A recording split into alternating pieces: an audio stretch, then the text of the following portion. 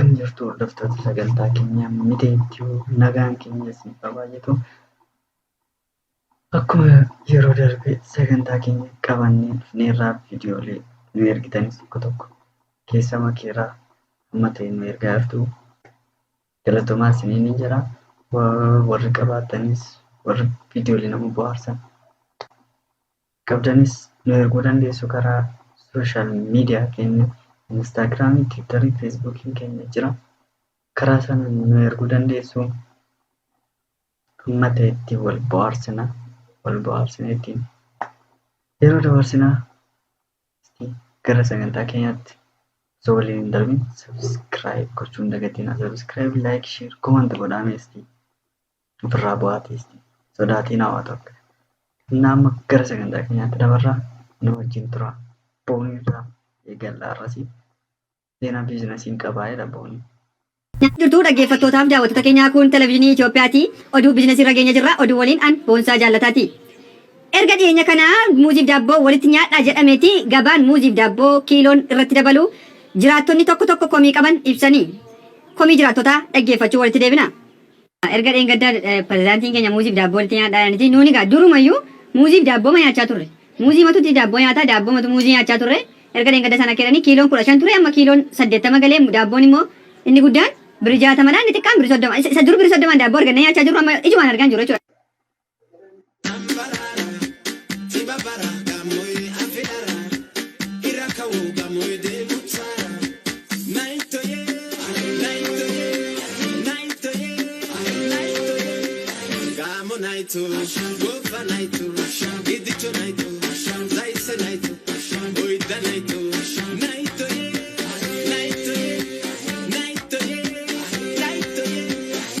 Mucaan kun immoo baay'ee tola. Dooktar Naafiyaadis viidiyoo isaa fideera amma tarbii godheeraani.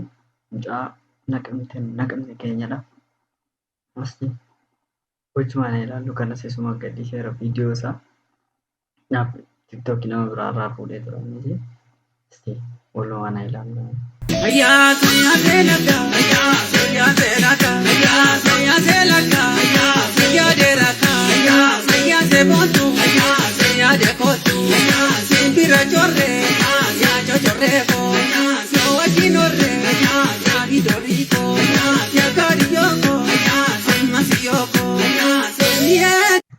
Walaloos baay'ee danda'a. Walaloo isaas amma ta'e dhaggeeffadheera yeroo ta'e TVdhaan galii dabarsaa hin ture Dooktar Naafiyaadii. Baay'ee namatti tola. Walaloon danda'a. Aartii adda addaa diraamaan danda'a. Bakka gogozii mucaa. Ati amma ijoollummaa jechuun xinnoo ta'uu dandeessa. Mucaan isin jedhee fidee ture yuutuubii isaa irratti galtanii ilaaluu dandeessu. Yuutuubii Dooktar Naafiyaadii irratti guutuu isaa dabarseera. Kun haayilaayitii intarviiyuu sana keessaa fudhadheera. Garuu sammuun xinnoo ta'uu dhiisuu danda'a jechuudha. Anis akkasuma sammuun ofii koo qabuun duudhaan fataadha. Mee aartistiileeti fakkeenya godhattu aartistiileeti baay'ee jaallattuu fi gara aartii kanaatti akka dhuftu kan si godhe eenyu? Hacaaluu jechuun immoo ammoo hunduu. Hacaaluu jechuun cimaadha. Hacaaluun sammuu tokko nama yaadu bichaatu hundeen sammuu meeqaan nama yaadu nama tola. Hacaaluu jechuun nama baay'ee nama dubbisu. Sammuu namaa nama deddeebi'u. Jabbiloota odaa jalaa kan nama yaadu nuti seeraa deemaaf dubbate. Numa keessaa wanyaan alaanti. Tokkummaan qabna. Wayyoo dabalaa wayyoo. Maaloo dabalaa nadatti deemtee jaalalli. Kana diraamaa isheen jedhee diraamaa isheen keessaa homaan jettu hin dandeessee kana. Itti yerootti dabalaa jaalala sii ta'u yerootti dabalaa. Wayyoo naannoo yaakoo dhabe wayyoo. Dabalaa jettan? Warra baakee ati godhu. Dindoo eenyanii sitti manii? Nama biraa du'eeyyu? Maanoo si dureessee?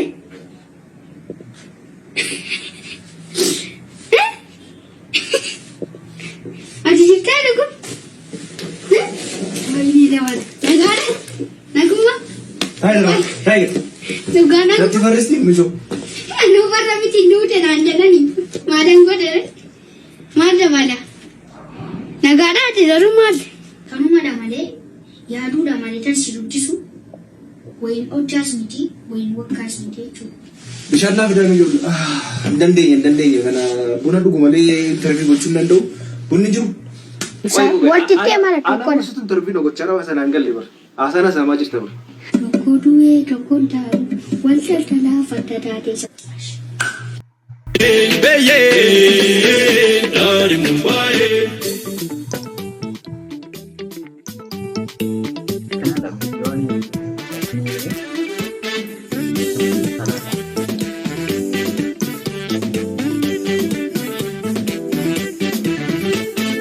ittinaniti malenya kormako mal makana tantari sirbinan sirbi malenya damako mal makana kabari salale selelaka selelaka selelaka selelaka selelaka bulla bulla bulla bulla bulla giya bulla bulla bulla barra bulla bulla bulla bullo giya bulla bullo bullo barka bullo bullo giya bulla bullo bullo barka bullo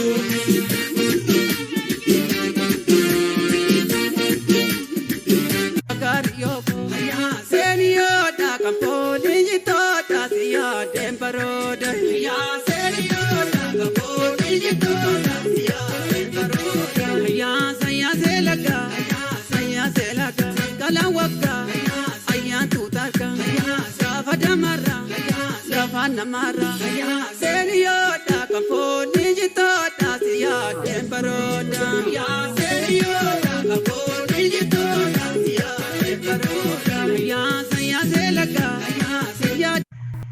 kana fakkaata videoon isaa baay'ee namatti tola mucaa baay'ee namatti toludha taalentii hedduus mucaa qabudha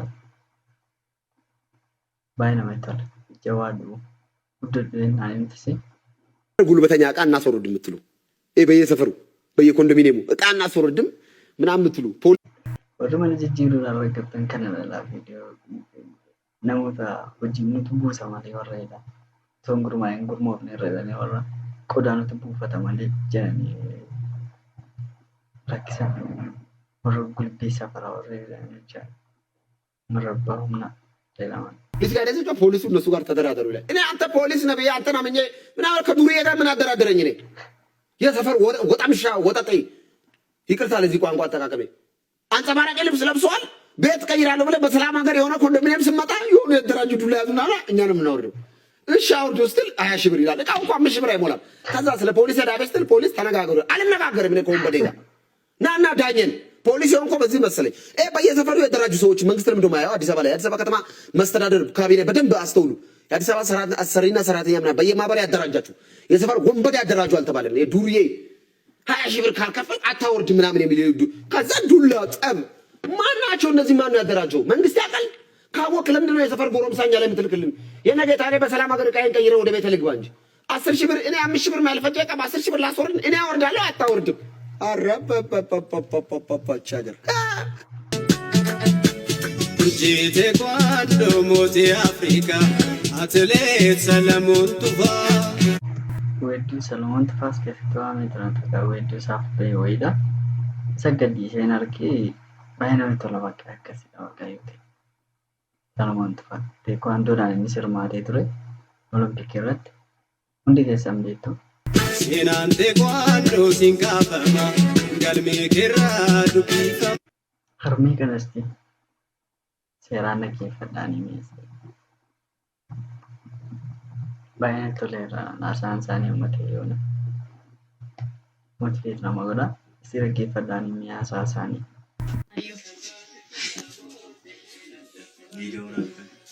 Ati jalqaba kaasiti tartiiba galchiiti waan garaachii keessa jiru dubbadhu. Nan dubbadha maaramii min eeggatate kiyyaan hin jaalladhu. Kiyyaasa kamiin jaallatta? Ani kiyyaan akka hin jaalladhu alaa fi keelloo ture turaan. Alaa fi keelloo ture duraan. Gadaa ijoollee Oromoof gafaggafamee dubbata kun inni kunis. Aftaamuu lamuunis gingishaan jara hundumaa akkasitti televiiziitti ilaaleeti asmaariin tokkollee hin jiru Otolokiin tokkon dubbatan sirbu. Meejeri dubbadhu jedhallee hannu kaadee jira ashkarii abiyyii ta'e. Hannu kaadee jira mete sirriitti nan jaalladha. Kiyyaa nan jaalladha. Kiyyaa salaamtaa kokkanaa ergitu. Televizii keessatti bayii sin argaa ilma koo duruma jammaree si beeka'anii jabaadha. Oromoon hin ashannafne malee hin ashannafu. Jabaadha humna hin qabu hin zammatu asuma taa'een isin radda'a qaba. Kan mormaas qaba. Achitti godhatu. Callee qaba mataas alasis qaba. Jawarii fi nan tasaale moo nan salaaleetti ammatti sila? Tasaaleera. Maal goote? Yoonni hidhame. Yooti jawaarin nabsiisaatiin naa baaste jedhe Mikaa'ela gangaladhee tan xoofii tasaale. Tasaalee tan hin hiikamne xoofii sana geesse inin jedhe bobeessee zooreen inin jedhee tan geesse galche. Juwaar namatu jibba malee juwaar Oromoo fan dhaabateedha. Oromoo fan dhaabatee juwaar. Ambiraa Oromoo fan dhaabatee eenyudha? Oromoo fan dhaabatee moo? Daawwitissa immoo Unqulaalfaa Afrikaatti dubbisuun dhaqe. Poolisiin duubaanuma eega. Wayyaa isa jaanoo sanan taane Habashaa karaa duuba Oromoo fakkaatee akka nama Addis Ababaan fakkaanne dhaqee Wallaggaan dhufee Horroo Guduruudhaan dhufee eessuma kootii nan gaafadha jennaan poolisoonni na ari'an. Karaa duubaas karaa fuulduraa sinuma eegu. Oromoon tokko keessa jira. Baay'ee isinitti argisiisanii maaf lakkaatu beenaa galaanaan jedhe. Giseen gaafachuu dhaqe durallee ni kanan gaafachuu dhaqe. Gisee tokko dhaqanii hin zarafne kompiitera isaanii ganzaba isaanii hin zarafne gisee sanan gaafachuu dhaqe. Kompiitera isaaniitti? Kompiitera jettamu ganzaba jettamu qodaa isaanii hundumaa halkan dhaqanii hin zarafne poolisoonni. Gisee sanan gaafachuu dhaqe. Nan argisiisne. Tunkaan isa miti Jawaar faallee dhaqeen gaafadha jedhee tan haaqanii hin qabu. Jarri warri daalacha uffata iyyuu qaban miti. Maaliif Jawaar warri keelloo uffate? Warri keelloo uffatan iyyuu qabaman miti. Ija keelloon uffannee kan ba'e malee anu gaafachuu. Atteetta gaafachuu? Ani keelloon uffanne. Wayyaa faranjii fi naxalaa makoon uffanne. Wayyaa faranjii fi naxalaa koon uffanne. Makoo arganii naan intinaa jedhu warra keelloo bin ijoollee hin malidhan.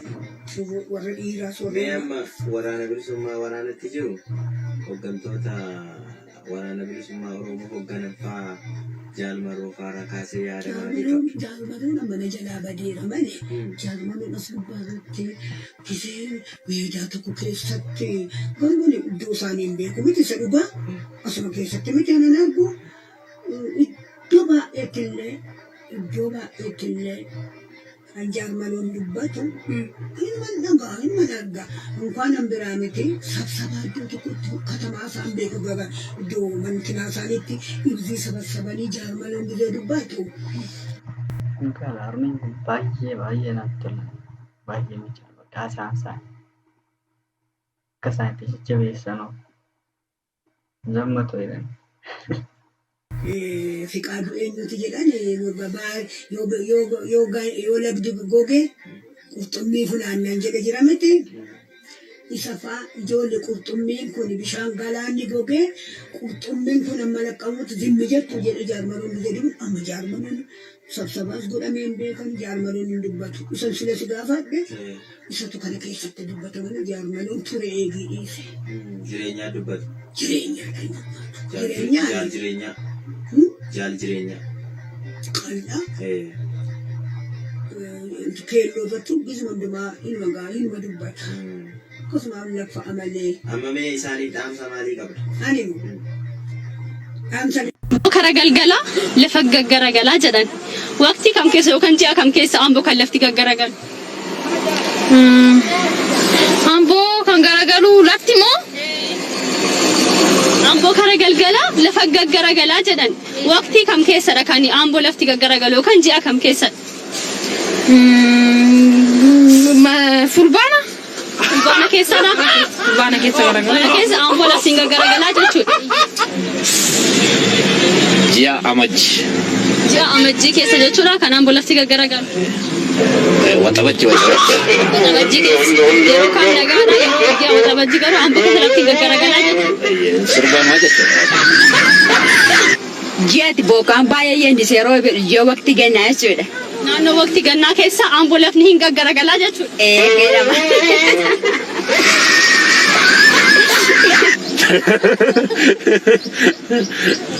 Gaggaragaluu isaatu hin taane bifa yeedalootiin hin dhaggeeffamne. Gaggaragaluu isaatu hin gaariidha. Waqtii lafni amboo keessa gaggaragalu hin jiru. Waqtii kana hin dhaggeeffanne nageenya. Waqtii gannaanas fakkaatu waqtii gannaanas fakkaatu. Ganna amboo lafni gaggaragalaa jechuudha. Akkasitti fakkaatee waqtii gannaa keessa lafni amboo gaggaragalaa jechuudha. Akka yaadu akkasitti fakkaatee yaadni akkasitti.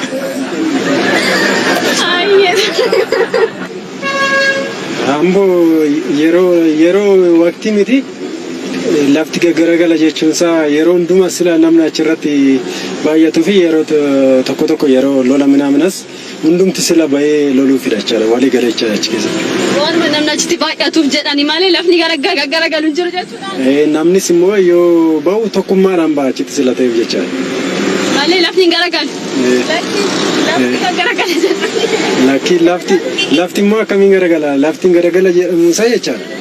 Namni baay'inaan baaka waliin qoodu tokkummaadhaan bahee sila loluuf amboo garagalgala deebi'ee immoo galgala hundumtuu yeroo kibahu daandii namni guutuu nama sila ta'e jechaadha. Kanaaf kanarraa ka'ee amboo garagalgala lafa gaggaragala jedhani malee wanti garagalu hin jiru jechuudha. Gaggaragalu amboo keessatti jechaadha. Ayyee galatoomii amboo garagalgala. Lafatu gaggaragala. Waqtii kam keessa yookaan ji'a kam keessa kan lafti gaggaragalu? Lafti kan garagalu idaariidha moo maal jettan? Idaarii keessa. Hin dafa hin muddama hin galgala. Mooyyuu ganamas daftee kaatee galgalli immoo dafee deebi'uudhaaf hin muddamu hin gaggaragala bakka sirriidha qaba. Amboo keessa kan lafti gaggaragalu idaarii jettani? Idaariidha. Waqtii kam keessa yookiin ji'a kam keessa kan amboo galgala kan lafti gaggaragalu? Ganna keessa? Viidiyoon keenya irraa akkana fakkaata ture waan hordoftaniif guddaa galatoomaa. Subscribe, like, share, comment gochuun akka hin daganne nagaatti. Ciao.